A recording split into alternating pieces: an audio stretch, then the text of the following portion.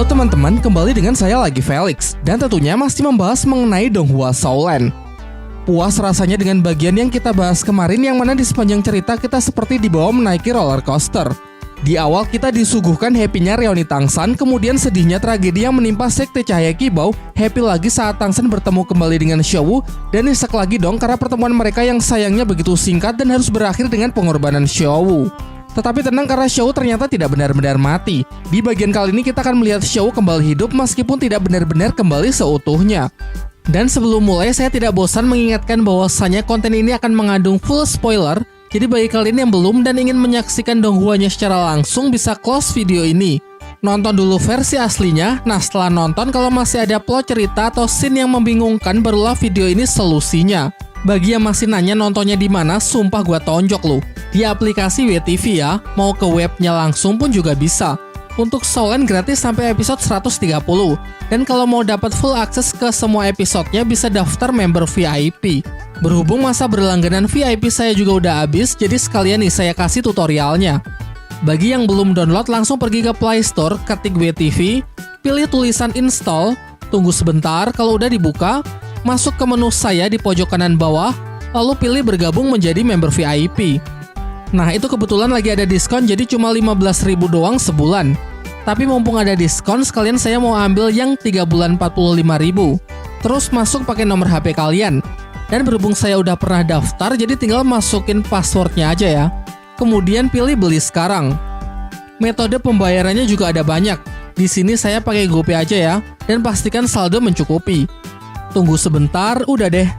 Kita refresh, tutup aplikasinya, buka lagi. Nah, kita udah tergabung dalam member VIP. Saya coba buka Shoulen-nya. Nah, langsung bisa nikmati episode VIP-nya. Mantap. Baiklah, tanpa berlama-lama lagi, mari kita mulai. Tangsan yang sudah mendapatkan informasi bagaimana cara membangkitkan Xiaowu bergegas kembali ke Akademi Sri Lanka untuk menceritakan semuanya kepada Master Xiao. Di sisi lain, Hulena mendapatkan amukan dari Bibi Dong karena telah gagal dalam misi dan begitu bodohnya bisa dikelabui oleh Tangsan. Ia kemudian menghukum Hulena agar mengurung diri di belakang istana dan melarangnya keluar tanpa seizinnya. Master Krisa dan Master Hantu pun juga tak luput dari kemarahannya, karena bagaimana bisa para senior Master Roh dijebak oleh bocah ingusan seperti Tangsan. Selain itu, Bibi Dong juga sangat kesal dengan siluman Raja Kera Titan dan Banteng Sanca Ungu yang telah mengagalkan rencananya. Ia bersumpah kalau setelah semua masalahnya selesai, ia akan membuat perhitungan dengan menjadikan dua siluman itu menjadi cincin roh. Sementara itu, Yue Xinghe, putra mahkota Kekaisaran Tiando, terlihat sedang mendapatkan laporan dari seorang mata-mata kiriman Balai Roh Pelindung. Yang mana di waktu yang bersamaan kita juga diperlihatkan sang Kaisar Tiando yang muntah darah seperti sedang keracunan. Sehingga dari sinilah kita bisa menarik kesimpulan bahwa sebenarnya putra mahkota Kekaisaran Tiando ini adalah seorang impostor. Di halaman istana terlihat para pasukan Kekaisaran Tiando yang sedang berlatih keras di bawah bimbingan dari Master Xiao sebagai persiapan menghadapi peperangan yang sudah di depan mata. Pelatihan ini dilakukan dengan bantuan Guru Zhao menggunakan skill pemberat gravitasi, tentu dengan harapan agar kekuatan fisik pasukan lekas meningkat. Di samping itu, Master Xiao juga memotivasi mereka agar tragedi yang menimpa Sekte Cahaya Kibau dan Sekte Naga Tiran Petir Biru tidak terulang kembali. Karena jika hari ini mereka tidak berlatih dengan keras, maka harga yang harus dibayar adalah kematian dan kemusnahan. Dari balik jendela, Guru Liu Erlong justru sangat mencemaskan kondisi Master Xiao. Selama beberapa hari ini terus memberikan latihan sampai-sampai istirahat dan pola makannya menjadi sangat tidak teratur. Hal ini mungkin sebagai pelampiasan emosinya karena Master Xiao telah gagal menyelamatkan sektenya sendiri dari kehancuran, yaitu Sekte Naga Tiran Petir Biru. Flander berpendapat hanya dengan cara ini Master Xiao bisa melupakan tragedinya tersebut. Flander kemudian menjelaskan kalau Kekaisaran Tiando kini sudah mulai membicarakan masalah ini dengan Kekaisaran Xingluo, yang mana dari pihak Kekaisaran Xingluo juga ada Dai Mubai dan Susu King. Scene beralih memperlihatkan Tangsan yang sudah tiba di kota Tiando bersama Xiaowu kecil yang ia gendong. Di perjalanan ia berpapasan dengan para prajurit Kekaisaran Tiando yang dengan seenaknya membuka jalan. Tangsan yang merasa sangat kesal menghadangnya dan memulai keributan. Ternyata para prajurit itu merupakan pengawal dari sang pangeran keempat Kekaisaran Tiando yang bernama Suebeng. Kalau kalian lupa, Suebeng ini adalah anak yang dihajar oleh Dai Mubai dulu saat Akademi Sri Lanka baru pertama kali datang ke kota Tiando. Di saat Suebeng hendak melawan Tangsan, dari dalam kereta turun kakek Dugu yang mencegahnya karena ia tahu kalau pangeran keempat sama sekali bukanlah tandingannya. Pada awalnya kakek Dugu juga tidak bisa mengenali bahwa sebenarnya Master Roh di hadapannya adalah Tangsan. Sampai Tangsan menunjukkan dua roh pelindungnya serta kantong ajaib yang dulu pernah kakek Dugu berikan. Barulah setelah kakek Dugu mengenalinya, ia pun kemudian mengajaknya mencari tempat untuk bisa bicara empat mata. Tang San menceritakan semuanya kepada kakek Dugu mengenai identitas ibunya, sekte Hao Tian, sampai pengorbanan dari Xiao Wu, yang mana penyebab dari semua masalah yang ia alami adalah balai roh pelindung. Ia bersumpah akan membalaskan dendamnya tersebut. Namun untuk saat ini ia merasa kalau kekuatannya masih belum cukup sehingga perlu berlatih lagi untuk bisa menghancurkan balai roh pelindung. Topik kemudian beralih membicarakan mengenai masalah internal keluarga Kekaisaran Tiando. Menurut kakek Dugu, putra mahkota Sui Xinghe adalah musuh dalam selimut. Meskipun itu hanyalah sebatas dugaannya saja. Ia kemudian menceritakan mengenai silsilah dari para pangeran. Pada awalnya terdapat 4 pangeran di Kekaisaran Tiando. Sui Xinghe adalah pangeran pertama, sementara Sui Beng adalah yang paling kecil. Dan sebenarnya di antara keempat pangeran yang paling menonjol bukanlah Sui Xinghe, melainkan pangeran kedua. Namun pangeran kedua meninggal pada usia 12 tahun dan tepat di tahun berikutnya pangeran ketiga pun juga meninggal. Kuat dugaan kematian mereka ada hubungannya dengan Sui Xinghe yang sekarang menjabat sebagai putra mahkota. Dugaannya ini bukan tanpa alasan, karena tepat 2 hari sebelum kematian dari pangeran kedua, sang kaisar tengah mendiskusikan mengenai pangeran mana yang cocok untuk diangkat sebagai putra mahkota, dan bukan Sui Xinghe, melainkan pangeran kedua lah yang menjadi kandidat terkuat. Namun karena 2 pangeran telah meninggal dan pangeran keempat masih sangat kecil, maka Sui Xinghe lah yang menjadi pilihan terakhir. Kejanggalan lain yang kakek Dugu temukan adalah penyebab dari kematian 2 pangeran tersebut adalah sama-sama karena racun. Nampaknya mustahil ada orang luar yang bisa meracuni mereka, karena 2 pangeran ini selalu hidup di dalam istana dengan keamanan yang sangat ketat, serta segala macam kebutuhan mereka selalu diurus oleh orang-orang kepercayaan dari kaisar sendiri. Jadi besar kemungkinan memang ada musuh dalam selimut. Namun karena tidak ada bukti yang kuat yang bisa ditemukan, maka bisa ditebak bahwa pelakunya pasti adalah orang yang paling diuntungkan dari peristiwa ini, yaitu Sui Xinghe, pangeran yang sekarang menjadi putra mahkota. Dugaannya semakin diperkuat dengan temuannya baru-baru ini, yang mana beberapa hari yang lalu ia sempat dipanggil ke istana untuk memeriksa kondisi dari sang kaisar yang jatuh sakit. Dan setelah diperiksa, ia menemukan kalau sang kaisar terkena semacam racun campuran. Sebagai seorang ahli racun, kakek Dugu juga bisa mengidentifikasi kalau pemicunya berasal dari semacam bahan parfum, dan di seluruh istana bau parfum ini hanya digunakan oleh Sui Xinghe seorang. Kakek Dugu juga menjelaskan kalau pangeran keempat Sui Beng sengaja untuk tidak berlatih guna menekan pertumbuhan dari kekuatan rohnya dan menggunakan sikap arogan di depan umum untuk berpura-pura karena hanya dengan cara itu mungkin ia bisa terus hidup. Terakhir, kakek Dugu juga menceritakan peristiwa besar yang baru-baru ini terjadi, yaitu Sekte Cahaya Kibo dan Sekte Naga Tiran Petir Biru yang telah diserang oleh balai roh pelindung. Sekte Cahaya Kibo membayar dengan kematian lebih dari setengah muridnya, sementara Sekte Naga Tiran Petir Biru telah sepenuhnya musnah. Selepas pembicaraan itu, Tang San pergi menemui Guru Liu Erlong dan Master Xiao yang tengah melatih para pasukan kekaisaran. Tang San kemudian meminta maaf karena ia telah gagal melindungi Xiao dari serangan balai roh pelindung. Mendengar hal itu, Guru Liu Erlong sangat marah sehingga saat ini juga ia ingin mengajak Tang San untuk membuat perhitungan dengan balai roh pelindung. Meskipun harus mati, dendam Xiao harus segera dibalas. Namun dengan tegas, Master Xiao melarang mereka yang sedang terbawa emosi sesaat. Ia mengatakan kalau kematian mereka hanya akan sia-sia dan justru hanya akan membuat rencana dari balai roh pelindung semakin berjalan dengan lancar. Ia pun juga sama sekali tidak bisa menyalahkan Tang San karena pastinya sudah berusaha sekuat tenaga untuk melindungi Xiao Wu. Tetapi hal terbaik yang bisa dilakukan saat ini adalah meningkatkan kemampuan dengan terus berlatih dan menunggu waktu yang tepat untuk bertindak. Namun sebelum Master Xiao sempat menyelesaikan kalimatnya, ia jatuh pingsan karena memang baik kondisi fisik maupun mentalnya sudah benar-benar turun. Guru Liu Erlong menemani Master Xiao untuk beristirahat, sementara Tang San pergi untuk menceritakan hal yang sama kepada Flander. Flander pun menyarankan agar Tang San sementara waktu tinggal di akademi sembari berlatih bersama Mang Hojun dan Ning Rongrong. Untuk saat ini, Kekaisaran Tiando memberikan dukungan sepenuhnya sehingga segala macam sumber daya tidak akan menjadi masalah. Keesokan harinya, Tang San menyaksikan latihan dari para pasukan Kekaisaran yang mana menurutnya masih belum cukup untuk bisa menang melawan balai roh pelindung. Sambil terus berpikir, Tang San teringat dengan berbagai macam senjata rahasia dari Sekte Tang di kehidupan masa lalunya yang mungkin akan sangat membantu dalam pertempuran melawan balai roh pelindung. Ia kemudian langsung pergi menemui Mang Hojun yang sedang berlatih untuk mengajaknya membuat sebuah sekte yang bernama Sekte Tang. Dan tentu saja Mang Hojun nampak sangat berantusias untuk membantu temannya tersebut. Berhubung sekarang hanya ada 2 anggota Sekte Tang, maka Tang San akan menjadi ketuanya, sementara Mang Hojun akan jadi wakil ketuanya. Dan meski Tang San secara resmi telah diterima di Sekte Hao Tian, namun mengingat Sekte Hao Tian yang masih menutup diri, jadi ia rasa tidak akan ada masalah jika ingin membuat sekte yang baru. Lagi pula, 2 sekte tak akan bertentangan dan justru kelak di masa depan akan bisa membangun hubungan kerjasama yang baik. Mereka berdua kemudian pergi menemui Ning Rongrong untuk menanyakan bagaimana kabar dari Sekte Cahaya Kibau. Ning Rongrong menjelaskan bahwa berkat sang kaisar, kini anggota Sekte Cahaya Kibau yang tersisa sudah dipindahkan ke istana Kekaisaran Tiando. Tang San lalu mengatakan kalau ia ingin mendiskusikan sesuatu dengan ketua Sekte Cahaya Kibau. Untuk itu ia meminta agar Ning Rongrong bisa mengaturkan pertemuannya dengan ayahnya tersebut. Tang San juga berbisik agar Ning Rongrong tidak memberitahu siapapun karena ini akan menjadi pertemuan yang sangat rahasia. Seusai itu, Tang San berniat pergi menemui Master Xiao, namun di tengah perjalanan ia merasa kalau ada seseorang yang sedang mengawasinya. Ia menduga kalau ini bisa jadi adalah mata-mata dari Balai Roh Pelindung.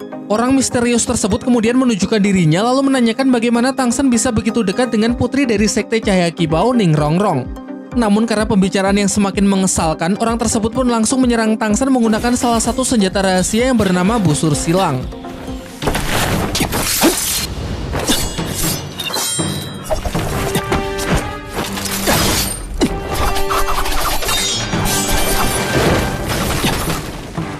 Setelah keduanya saling beradu senjata rahasia yang terlihat cukup seimbang, Tang San langsung menggunakan skill dari rumput biru peraknya untuk menangkap orang misterius tersebut. Dan tentu saja seperti yang sudah bisa kita tebak bahwa orang tersebut adalah Oishike. Untuk bisa lolos dari lilitan Tang San, ia menggunakan skill roh keenamnya yaitu sosis cloning, yang mana sebelumnya ia telah menyimpan sedikit darah dari seorang master roh tipe penyerang sehingga kini ia bisa menggunakannya untuk menghancurkan rumput biru perak.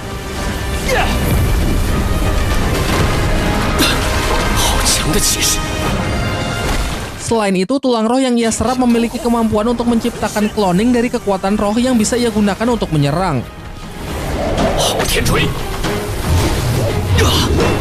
Pertarungan berlangsung cukup sengit, sampai ketika Tang San mengeluarkan roh pelindung Palu Haotian, barulah Oishike menyadari kalau orang yang sedang ia lawan ternyata adalah Tang San. Kemudian mereka mulai mencari tempat untuk bicara. Tang San mengajak Oishike untuk kembali ke Akademi Sri Lanka dan menemui Ning Rongrong. Namun Oishike mengatakan kalau ia masih belum punya cukup keberanian, bahkan sejak awal ia merasa kalau dirinya tidak layak untuk disandingkan dengan putri Sekte Cahaya Kibau.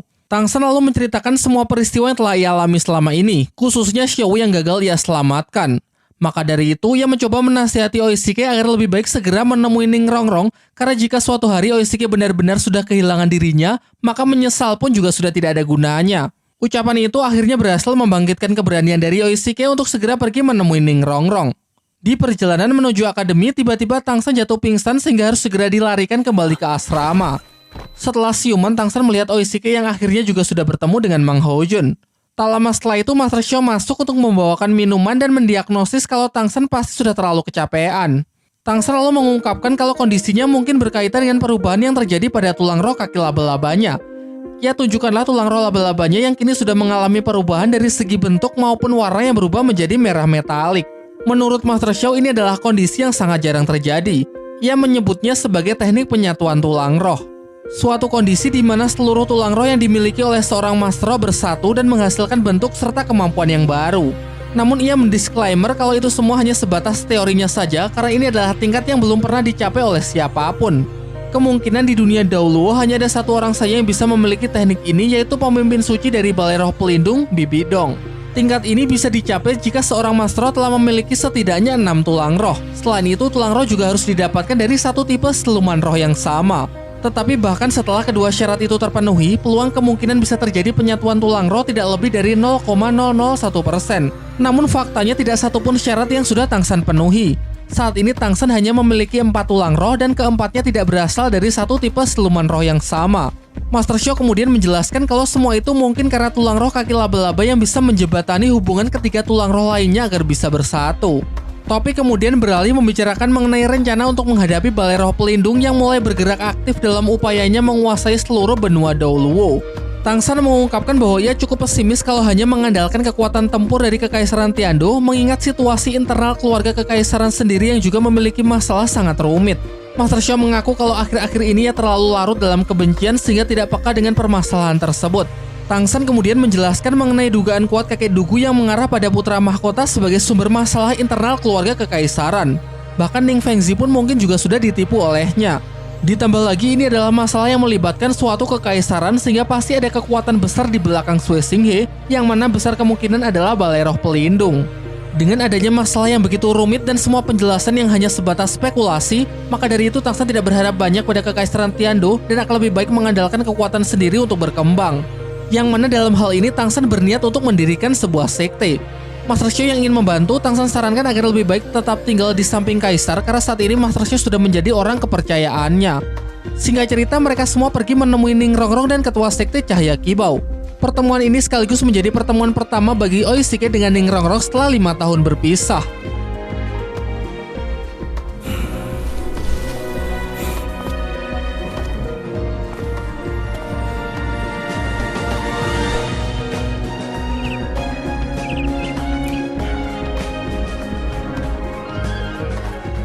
Sementara Oishike melepas rindu dengan Ning Rongrong, Tang San mendiskusikan hal penting dengan ketua sekte Cahaya Kibau tanpa melibatkan Kekaisaran Tiando.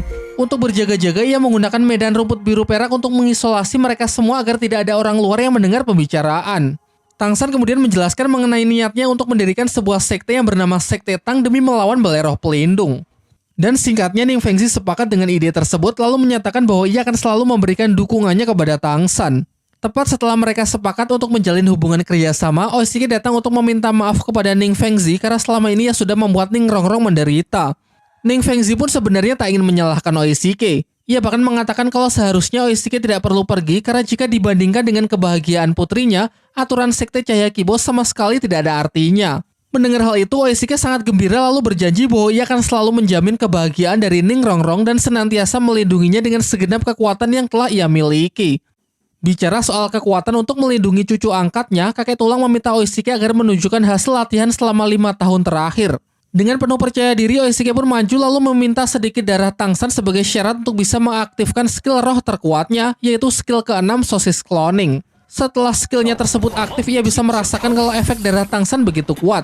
Untuk lebih bisa menunjukkan kekuatannya di hadapan semua orang, Oishike menantang Mang Hojun sebagai lawan sparringnya. Tentu saja di awal Mang Hojun sangat meremehkan Oishike karena memang dirinya adalah murni seorang master roh tipe penyerang, sementara sejauh yang ia ketahui, Oishike hanyalah tipe support makanan. Pertarungan pun dimulai dengan saling mengadu kemampuan bertarung jarak dekat tanpa melibatkan kekuatan roh pelindung. Berikutnya ia mulai menunjukkan kekuatan dari skill rohnya, yakni sosis cloning. Dengan piawai ia bisa menggunakan serangan rumput biru perak yang telah berhasil ia cloning dari Tang San.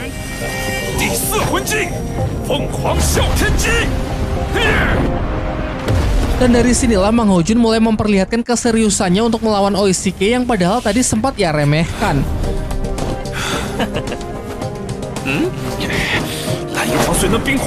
Ia bahkan sampai menggunakan tulang roh api yang dulu ia peroleh dari hadiah turnamen untuk menghancurkan pertahanan kandang rumput biru perak. Yang mana meskipun tahan terhadap api dan es, pertahanan tersebut lemah terhadap efek ledakan.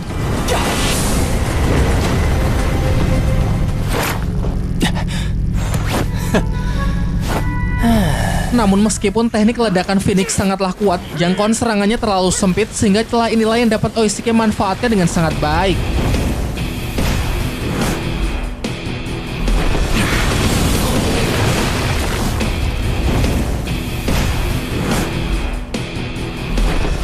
Pertarungan beralih menjadi duel udara, dan ketika ia hampir tertangkap, ternyata itu hanyalah cloning yang ia ciptakan dari teknik tulang roh. Sedangkan dirinya yang asli berada di sisi yang aman dan bersiap untuk merilis skill kelima Tang San, yaitu tombak kaisar biru perak.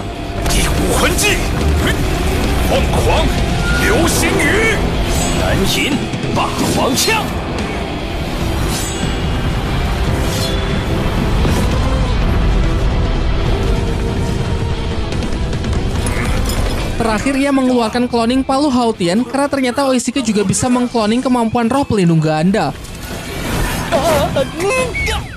Namun untuk bisa menggunakan Palu Hautian tentu saja tidak semudah kelihatannya, mengingat Tang San saja butuh waktu 2 tahun latihan di air terjun hanya demi meningkatkan kekuatan fisiknya. Meski begitu, pertarungan ini sudah lebih dari cukup untuk membuktikan kemampuan dari Oishike sebagai tipe support yang juga sekaligus bisa menjadi tipe penyerang. Setelah melihat kehebatan dari Oishike, Ning Fengzi bersedia merestui hubungan Oishike dengan putrinya asalkan Oishike mau bergabung dengan sektenya. Namun perlu diingat, jika sudah memutuskan untuk masuk ke sekte Cahaya Kibau, artinya Oishike tidak boleh bergabung ke dalam sekte Tang yang akan segera didirikan oleh Tang San. Melihat Oishike yang sedang dilema, Tang San pun menyuruhnya agar mengambil tawaran dari Ning Fengzi, mengingat ini adalah alasan Oishike terus berjuang hingga berada di titik ini. Namun secara mengejutkan, Oishike justru menolak tawaran dari Ning Fengzi tersebut dengan mengatakan bahwa ia lebih ingin membantu Tang San. Karena Tang San adalah teman seperjuangannya sehingga tidak mungkin ia akan diam saja ketika melihat temannya tersebut sedang kerepotan. Tetapi di sisi lain ia juga tidak akan berhenti memperjuangkan Ning Rongrong sehingga dengan cara apapun ia akan terus berusaha menggerakkan hati ayahnya agar memberikan restu. Ning Fengzi pun tersenyum lega mendengar jawaban itu karena sebenarnya jawaban Oishike inilah yang memang ingin ia dengar. Tang San pun juga merasa senang karena dengan ini sekte Tang telah mendapatkan banyak bantuan sehingga tujuannya akan lebih cepat tercapai. Keesokan harinya Tang San pergi ke rumah Tai Long yang mana merupakan markas dari sekte Tai dan untuk seterusnya kita akan menyebutnya sebagai sekte kekuatan. Kalau kalian lupa, kakek Tai Long ini bernama Titan. Pernah diceritakan bahwa di masa lalu ia dan Sekte Kekuatan banyak berhutang budi kepada Tang Hao, sehingga kini ia sangat menghormati Tang San sebagai putranya. Singkat cerita, setelah memperkenalkan diri dan menceritakan semua masalah yang sedang ia hadapi, khususnya terkait Balai Roh Pelindung, Tang San pun mulai menjelaskan tujuan ia datang kemari, yaitu ingin mendiskusikan mengenai dirinya yang ingin membangun sebuah sekte yang bernama Sekte Tang dan meminta supaya Sekte Kekuatan mau beraliansi dengan sekte buatannya tersebut. Menanggapi hal itu, Titan menanyakan apakah Sekte Tang nantinya akan berada di bawah Sekte Hao Tian. Karena jika benar begitu, ia tidak akan bisa menerima tawaran Tang San untuk bergabung ke Sekte Tang. Kemudian diceritakanlah mengenai hubungannya di masa lalu dengan Sekte Hao Tian. Dahulu terdapat 4 sekte yang berada di bawah pimpinan dari Sekte Hao Tian, yaitu Sekte Kekuatan, Sekte Pertahanan, Sekte Kelincahan, dan Sekte Penghancuran. Namun setelah Sekte Hao Tian menghilang dari dunia Daoluo, keempat sekte ini berpisah dan mulai hidup sendiri-sendiri.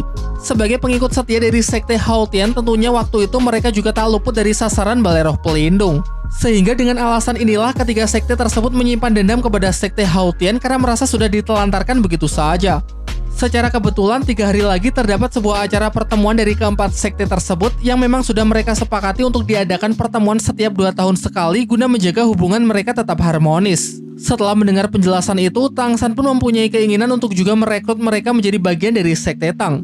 Ia lalu meminta agar dirinya diizinkan ikut dalam pertemuan tersebut karena ia ingin bicara dengan ketiga ketua sekte lainnya. Meskipun nampaknya hal itu tidak akan mudah mengingat Tang San juga memiliki hubungan dengan Sekte Hao Tian. Tang San menunjukkan salah satu senjata rahasia miliknya, yaitu busur silang yang rencananya akan ia produksi secara massal untuk mendukung kekuatan tempur dari Sekte Tang serta akan ia distribusikan juga kepada para sekte aliansi. Maka dari itu ia meminta kepada Titan agar mencarikannya para pandai besi terbaik yang dapat dipercaya sebagai tenaga kerja.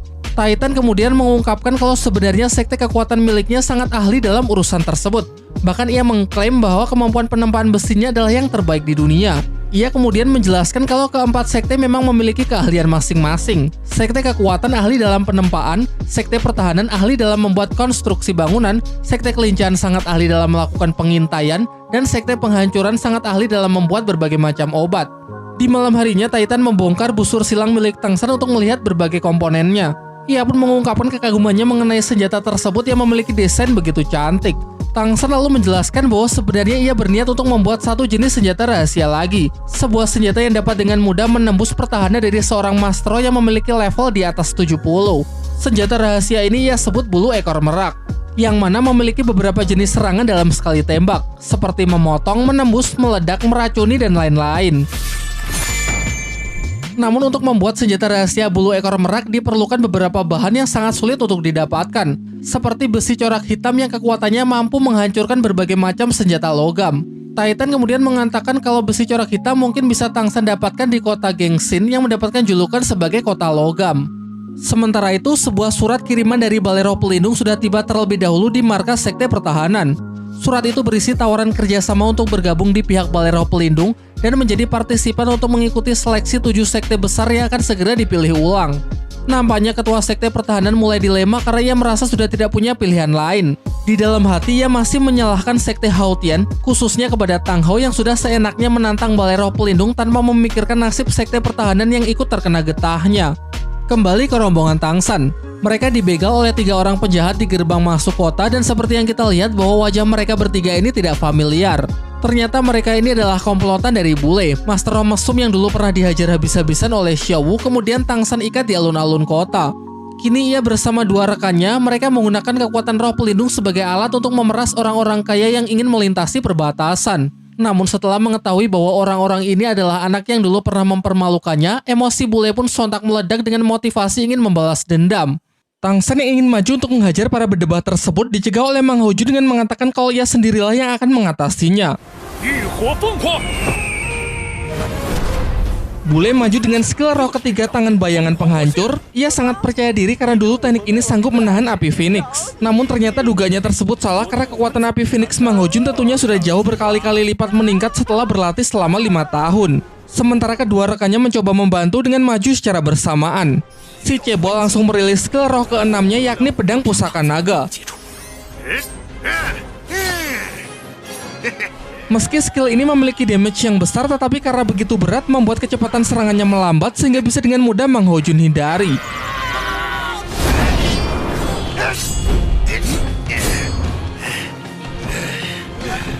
个笨蛋，慢一点啊！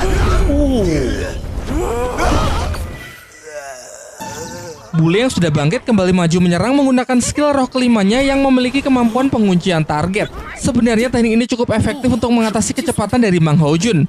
Namun karena penggunanya masih amatiran, Bule justru menjebak rekan-rekannya sendiri di dalam asap hitam. Meskipun Mang Haojun juga terperangkap, tetapi hal itu sama sekali tidak mengganggu pandangannya karena matanya sanggup melihat objek melalui suhu panas yang dipancarkan oleh tubuh. Kesempatan ini lalu ia manfaatkan untuk mengecoh rekan-rekan Bule untuk saling bertengkar, sementara ia bisa keluar dengan mudah.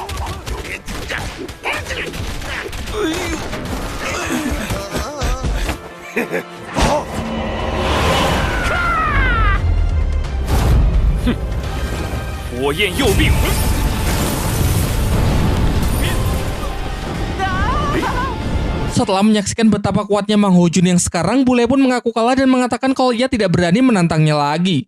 Terakhir, Mang Haojun mengikat mereka di gerbang masuk sebagai pelajaran agar mereka kapok. Bule lalu malah menggunakan pesonanya untuk menggoda sehingga Mang Haojun dan yang lainnya segera pergi karena merasa ingin muntah.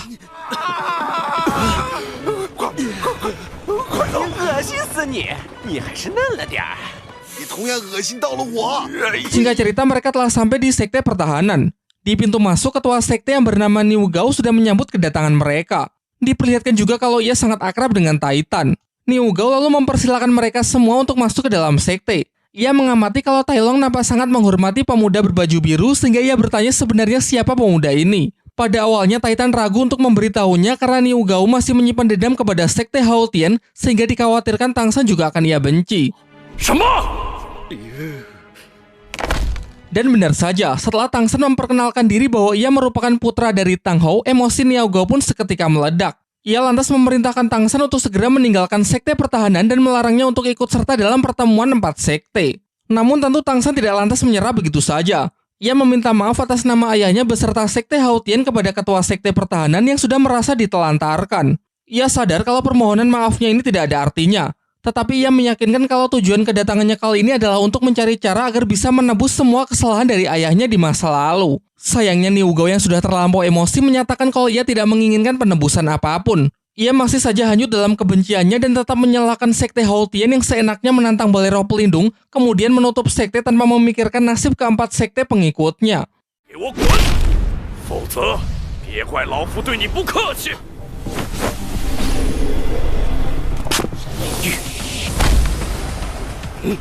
Sampai akhirnya Niu Gao menawarkan sebuah kesepakatan kepada Tang San untuk menyudahi perdebatan yang tidak berujung mereka. Ia menantang Tang San untuk melawannya dalam sebuah pertandingan. Jika Tang San bisa bertahan selama 5 menit, maka ia akan mengizinkannya untuk tetap tinggal, serta dendam di antara mereka akan ia anggap impas. Titan pun tertawa mendengar tantangan yang diberikan oleh Niu Gao. Ia sangat yakin kalau Tang San bisa melewatinya karena menurutnya Tang San mempunyai bakat alami yang luar biasa, bahkan jauh melebihi Tang Hou. Kemudian Tang San menyuruh Mang Haojun untuk membuat lingkaran api sebagai arena dan menjelaskan bahwa ini akan menjadi pertarungan tanpa menggunakan skill roh. Kesepakatannya jika Tang San mampu bertahan selama 5 menit tanpa keluar dari lingkaran api, maka ia akan menjadi pemenangnya. Tentu saja Niu Gao merasa sangat percaya diri. Kepercayaan dirinya ini bukan tanpa alasan karena ia kini telah mencapai level 84. Terlebih lagi ia juga merupakan seorang maestro yang ahli dalam urusan pertahanan. Pertarungan di antara mereka pun dimulai. Tang San dipersilakan agar menyerang terlebih dahulu, tetapi konyol rasanya jika bisa mengalahkan master spesialis pertahanan hanya dengan mengandalkan kekuatan fisik.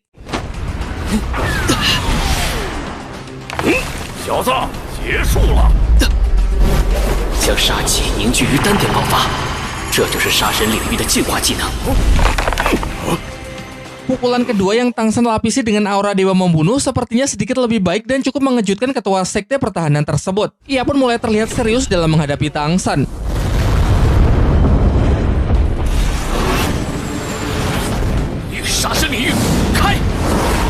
Berniat ingin segera mengakhiri pertarungan, Tang San mencoba untuk mengubah teknik serangannya. Ia memusatkan aura medan rumput biru perak lalu memandatkannya hingga membentuk wujud dari palu angin.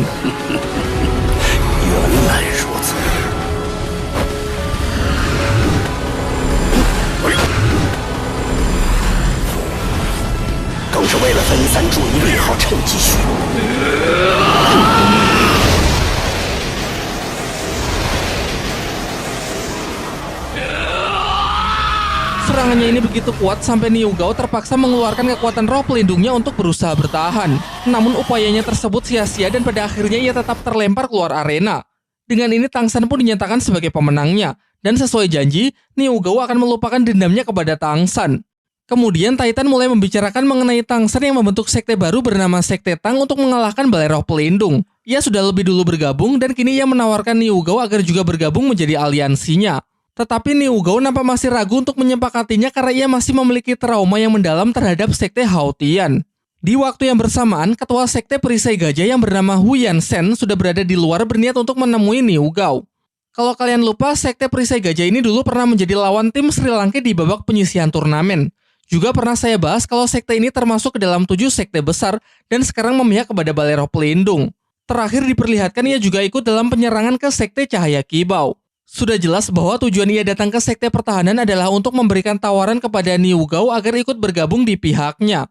Dan karena di sini kebetulan juga ada ketua Sekte Kekuatan, ia pun juga tertarik untuk sekalian mengajaknya bergabung. Hu Yansen kemudian menjelaskan bahwa 3 sekte besar kini sudah tidak ada sehingga Balai Roh Pelindung ingin mengadakan pemilihan ulang 7 sekte besar dan Sekte Perisai Gajah berambisi untuk mendapatkan posisi di 3 besar. Oleh karena itu ia ingin Sekte Pertahanan mendukungnya. Dan jika Niu Gao bersedia, ia berjanji akan memberikan Niu Gao posisi wakil ketua Sekte Perisai Gajah. Namun Niu Gao dengan tegas menolak tawaran tersebut. Ia mengingatkan kembali mengenai dendamnya terhadap Balai Roh Pelindung yang telah membuat Sekte Pertahanan menderita selama bertahun-tahun sehingga kini ia tidak akan sudi jika harus menjadi budaknya. Hu Yansen yang sangat marah karena merasa niat baiknya tidak dihargai, mengancam Niu Gao bahwa nasib Sekte Pertahanan pasti akan berakhir sama seperti nasib Sekte Cahaya Kibau dan Sekte Naga Tiran Petir Biru.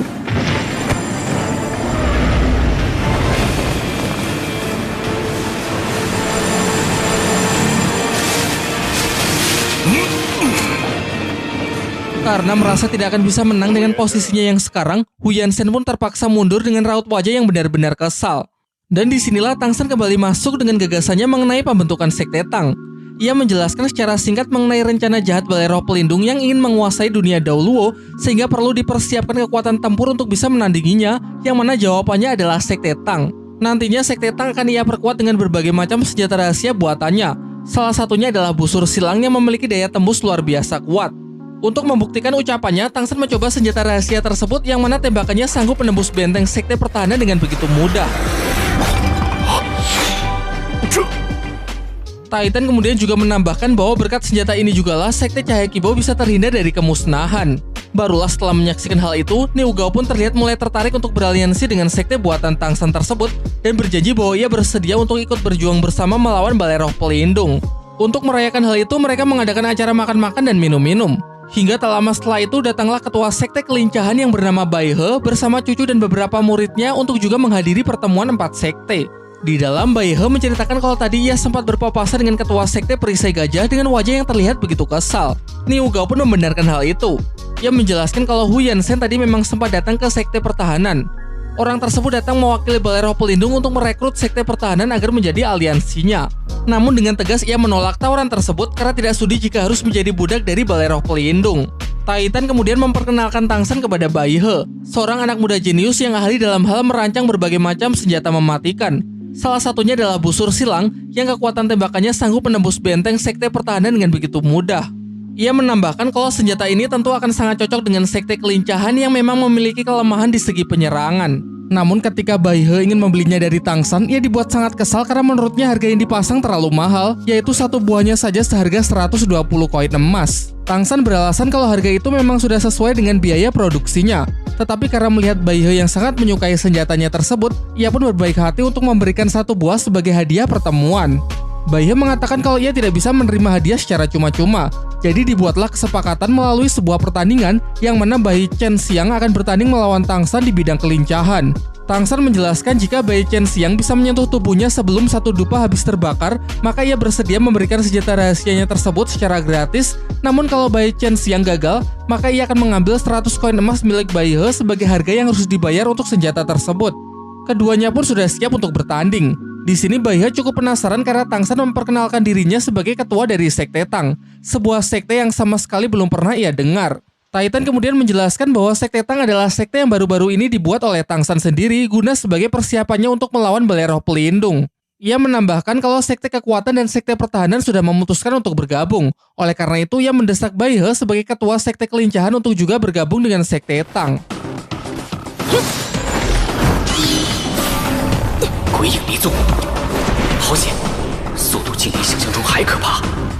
Pertandingan pun dimulai. Bai Qianxiang dengan cepat bergerak mendekati Tang San untuk menyentuhnya. Tetapi tentu saja hal itu tidak akan mudah mengingat Tang San menguasai teknik mata iblis ungu yang mana sanggup mengikuti pergerakan secepat apapun.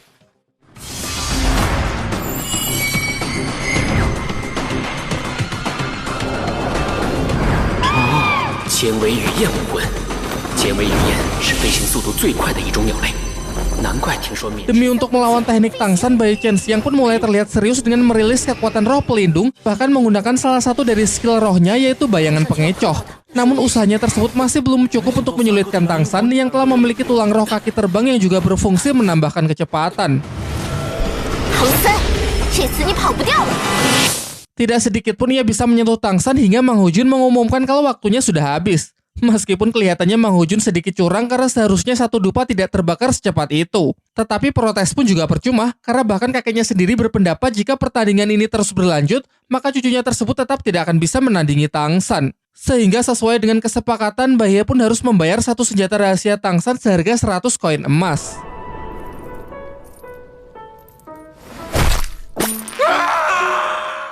Setelah mendapatkan pujian dari Bai He, Tang San kemudian juga tertarik untuk bertanding melawannya dalam hal kecepatan. Sebagai kesepakatannya, jika Tang San berhasil menang, maka Bai He bisa bergabung dengan Sekte Tang. Nantinya Sekte Tang akan memproduksi senjata-senjata tersebut secara massal, lalu mendistribusikannya kepada setiap sekte aliansi. Untuk lebih meyakinkan Bai He agar mau bertanding, Tang San berjanji jika ia kalah, maka ia bersedia memberikan satu set senjata rahasianya secara gratis, dan kalau di total-total, satu set senjata rahasia tersebut seharga 100.000 koin emas. Bai He pun tertarik menerima tantangan dari Tang San serta semua kesepakatannya. Namun ia mewanti-wanti jika kelak Sekte Tang bergabung dengan Balai Roh Pelindung, maka dipastikan ia akan keluar. Menjawab hal itu, Tang San berani menjamin 100% kalau Sekte Tang miliknya tidak akan pernah berhubungan dengan Balai Roh Pelindung. Satu-satunya pertemuan yang pasti akan terjadi adalah di medan perang. Karena merasa ruangan yang terlalu sempit, arena berpindah ke halaman depan. Aturannya masih sama, yaitu Bai He harus bisa menyentuh Tang San sebelum satu dupa habis terbakar.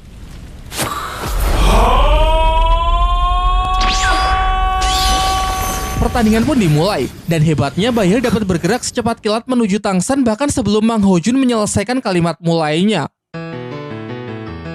Tetapi masih beruntung berkat tulang roh milik Xiao yang Tang San serap, ia memiliki kemampuan teleportasi yang membantunya untuk menghindar. Ia merasa kalau teknik langkah hantu miliknya sudah tidak akan efektif lagi karena kecepatan dari Bai He ini benar-benar berada jauh di atas kecepatan dari Bai Qianxiang. Pertandingan kembali dimulai, dan anggap saja yang tadi itu hanya sebuah pemanasan karena kecepatan dari Bai He yang sesungguhnya terletak pada kekuatan roh pelindung yang sebentar lagi akan ia perlihatkan. Bahkan mata iblis ungu Tang San pun juga sudah tidak sanggup untuk mengikuti pergerakannya sehingga ia hanya mengandalkan gerakan refleks dari kemampuan tulang roh teleportasi milik Xiao Wu.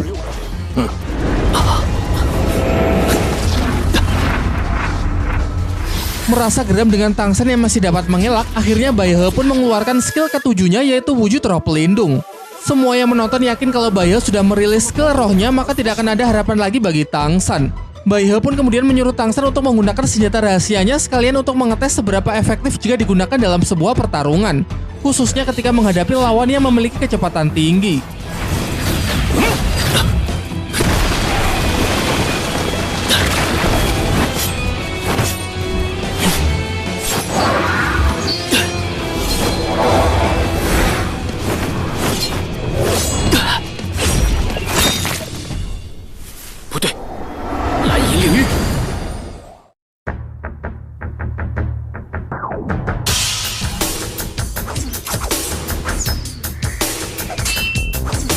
Selanjutnya Bai He juga tidak ragu untuk mengeluarkan skill ke-8-nya yaitu hamburan hujan burung layang. Skill ini dapat mengkloning tubuhnya menjadi 7 bagian, sehingga satu-satunya cara sebagai kunci kemenangan Tang San adalah dengan menemukan tubuh aslinya.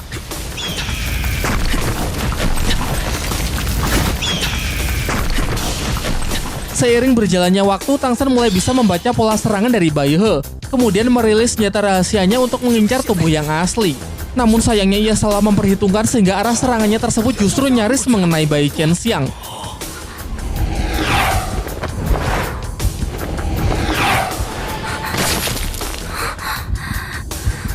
Masih beruntung di sampingnya ada Mang Hojun yang secara refleks bergerak untuk menyelamatkannya. Tentunya pertandingan masih berlanjut, yang mana Tang San sempat lengah hampir tertangkap. Untung saja jiwa Xiao di dalam dirinya seakan memiliki refleks tersendiri dan bisa merilis skill roh ke-6 tanpa perintah dari pikiran Tang San. Kemampuan dari skill ini bernama kehampaan, yang mana setelah skill diaktifkan, efeknya dalam beberapa detik tubuh fisik Tang San sama sekali tidak akan dapat disentuh. Namun dikarenakan ini merupakan pertandingan adu kecepatan, Tang San pun mengaku kalah dari Bai He karena menurutnya apa yang barusan ia lakukan bukan lagi termasuk ke dalam pertandingan kecepatan. Di sisi lain, Bai He juga menganggap kalau dirinya lah yang harusnya kalah karena sampai menggunakan skill ke-8-nya. Kemudian mereka kembali membahas mengenai Sekte Tang. Tetapi nampaknya Bai He masih memiliki keraguan untuk bergabung, hal ini karena ia merasa tidak enak dengan ketua sekte penghancuran yang selama ini banyak membantunya. Sedangkan di antara keempat sekte, ketua sekte penghancuran adalah orang yang paling dendam kepada sekte Hao Tian, sehingga pastinya akan sangat sulit untuk dibujuk bergabung ke dalam sekte Tang. Tang San lalu meyakinkan bahwa nanti ia akan mencoba bicara dengan ketua sekte penghancuran supaya keempat sekte bisa bersatu kembali. Di tengah malam, semua orang tertidur pula seusai lelah berpesta. Mang Hojun yang tersadar lalu meninggalkan meja makan untuk keluar mencari udara segar. Bai Chen Xiang yang mengetahuinya menyusul Mang Hojun untuk mengajaknya bicara. Ia mengungkapkan rasa terima kasihnya kepada Mang Hojun karena sebelumnya ia telah diselamatkan dari serangan nyasar Tang San. Ia juga meminta maaf karena kemarin ia sempat bersikap kasar. Sampai ia menceritakan mengenai keadaan sektenya yang tengah mengalami krisis sumber daya. Karena hal itu, kakeknya bahkan rela menyampingkan harga dirinya demi memohon bantuan kepada sekte lain. Namun meski begitu, sekte kelincahan tetap teguh memegang prinsipnya untuk selalu menolak bantuan yang diberikan oleh Balai Roh Pelindung. Bai Chen Xiang juga mengungkapkan impiannya bahwa kelak ia pasti akan membawa sekte kelincahan mencapai kejayaannya. Mendengar ucapan itu, Mang Hojun jadi teringat dengan teman-temannya di Akademi Sri Lanka, yang mana mereka semua memiliki impian yang ingin dicapai. Dan Mang Hojun merasa kalau hanya dirinya lah yang tidak memiliki impian apapun. Akan tetapi jika nanti ia sudah bertemu dengan orang yang ia sayangi, pasti ia juga akan berjuang mempertaruhkan segalanya.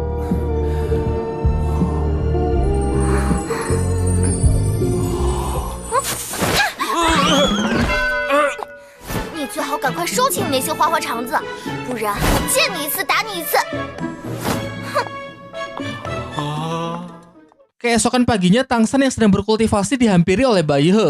Ia kemudian menceritakan kalau sebenarnya nenek Tang San adalah kakak kandungnya, sehingga kini bisa dikatakan bahwa ia adalah kakek dari Tang San. Ia juga mengungkapkan kalau keempat sekte pengikut sebenarnya tidak pernah benar-benar menyalahkan Tang Hao karena pasti Tang Hao memiliki alasan tersendiri untuk berjuang mati-matian melawan Balai Roh Pelindung. Sehingga dengan demikian, ketua penghancuran yang bernama Yang Wudi tentu harusnya bisa memaklumi Tang San. Bicara soal ketua sekte penghancuran, menurut Bai He, Yang Wudi adalah yang terkuat di antara mereka berempat. Baik kekuatan pertahanan maupun kelincahan tidak ada dari mereka yang bisa mengalahkannya. Selain itu, Yang Wudi sangat ahli dalam urusan meracik obat. Untuk itu, Bai He memberi Tang San tanaman bunga langka miliknya yang mungkin nanti bisa Tang San gunakan untuk membujuk ketua sekte penghancuran tersebut. Tanaman langka ini bernama ginseng kristal darah naga berusia 5.000 tahun. Ketika melihat tanaman tersebut, Xiao sepertinya tertarik untuk memakannya. Namun Tang San melarangnya karena khasiat dari tanaman ini terlalu kuat. Xiao! Seketika itu juga cincin merah Tang San tiba-tiba aktif dengan sendirinya, lalu energi yang dipancarkan sempat membentuk wujud fisik dari tubuh manusia Xiao, lalu berubah ke wujud kelinci lagi untuk menyerap keseluruhan khasiat dari tanaman tersebut. Di ruang utama terlihat ketua sekte penghancuran, Yang Wudi sudah hadir. Tang San berpikir satu-satunya cara yang bisa ia gunakan untuk membujuk Yang Wudi adalah dengan kekuatan karena tanaman langka pemberian dari Bai He sekarang sudah tidak ada. Suasana seketika berubah menjadi sangat menegangkan setelah Tang San memasuki ruangan karena Yang Wudi tidak menghendaki kalau ada orang luar di pertemuan mereka. Singkatnya, setelah mendapatkan bujukan dari Titan dan Niu Gao, ia pun mulai bisa kembali tenang dan membiarkan Tang San untuk ikut bergabung. Yang Wudi lalu menjelaskan bahwa kekesalannya hari ini sebenarnya disebabkan oleh ketua sekte perisai gajah, Hu Yansen, yang menemuinya untuk mengajak bergabung ke pihak Balai Roh Pelindung. Jelas saja ia menolak taruhan tersebut sehingga Hu Yansen mengancam kalau sekte perisai gajah bersama Balai Roh Pelindung pasti akan memusnahkan sektenya. Maka dari itu, kini Yang Wudi mengusulkan agar membangun sebuah sekte aliansi dengan menyatukan kembali kekuatan dari keempat sekte untuk melawan Balai Roh Pelindung. Tentunya ini sungguh kebetulan, karena ternyata Yang Wudi juga sepemikiran sehingga mereka tidak perlu susah-susah untuk memulai pembicaraan. Titan lalu menjelaskan bahwa ia bersama yang lain memang sudah mendiskusikan hal tersebut dan diputuskanlah untuk membentuk sekte Tang yang akan bermarkas di Kekaisaran Tiando. Ia juga memperkenalkan kalau pemuda yang bernama Tang San inilah yang akan menjadi ketua sektenya. Situasi kembali memanas lantaran Yang Wudi tidak sepakat jika anak muda ini menjadi ketua sekte. Terlebih lagi saat Titan memperkenalkan kalau Tang San ini adalah putra dari Tang Hao, Yang Wudi pun langsung ingin meninggalkan acara pertemuan. Ternyata dendamnya kepada sekte Haotian masih sangat berapi-api. Ia bahkan mengatakan jika Tang San tidak pergi dari hadapannya, maka ia tidak akan sungkan untuk membunuhnya. Tetapi Tang San justru menanggapi ancaman tersebut sebagai sebuah tantangan. Hingga pada akhirnya keduanya pun sepakat untuk bertarung. Bukan lagi pertandingan bertahan berapa lama, melainkan benar-benar berduel satu lawan satu mempertaruhkan nyawa. Dengan penuh percaya diri, Yang Wudi pun berjanji jika Tang San berhasil mengalahkannya, maka ia akan mengabulkan segala permintaan dari Tang San, bahkan sekalipun jika harus memberikan nyawanya. Dengan ini rencana Tang San pun berjalan dengan lancar. Tetapi sekarang yang menjadi PR-nya adalah bagaimana Tang San bisa mengalahkan Yang Wudi, mengingat baik dari level maupun pengalaman bertarung jelas Tang San kalah telak. Yang Wudi adalah Master Roh level 82 dengan kekuatan roh pelindung tombak pemecah jiwa. Di sini ia cukup terkejut ketika melihat cincin roh 100.000 tahun milik Tang San, membuatnya berpikir pantas saja bocah ini begitu percaya diri.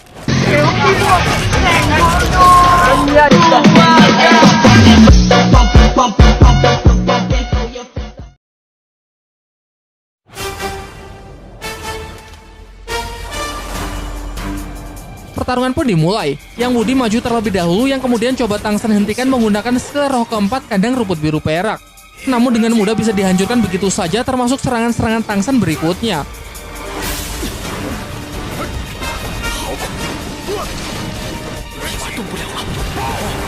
Kombinasi beberapa serangan dari senjata rahasia juga sempat Tang San coba, baik secara langsung maupun dengan mencari titik buta, tetapi tetap saja semua dapat dilibas begitu mudah.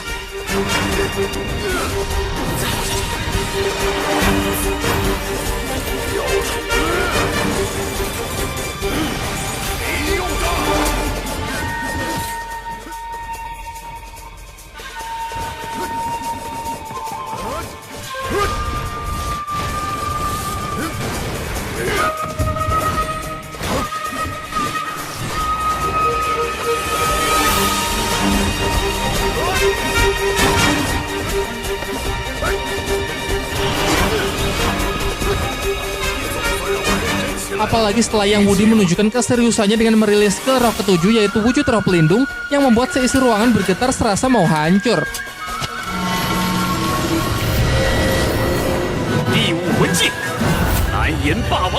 Hanya dalam sekejap serangan tunggal terkuat milik Tang San, tombak kaisar biru perak pun bisa hancur berkeping-keping.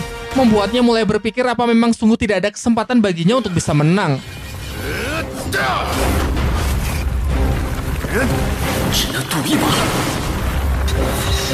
Di puncak pertarungan, ia memutuskan untuk mempertaruhkan semuanya dengan menerima serangan telak dari Yang Wudi.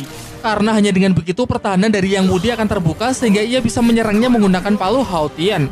Tetapi sayangnya hal itu juga masih belum cukup untuk bisa mengalahkan ketua dari sekte penghancuran tersebut, dan justru dirinya lah yang kini sudah kehabisan kekuatan sehingga mulai kesulitan untuk menekan kekuatan jiwa dari Xiao Wu. Membuatnya kembali mendapatkan wujud fisik serta kekuatan siluman, kemudian menghajar habis-habisan Yang Wudi.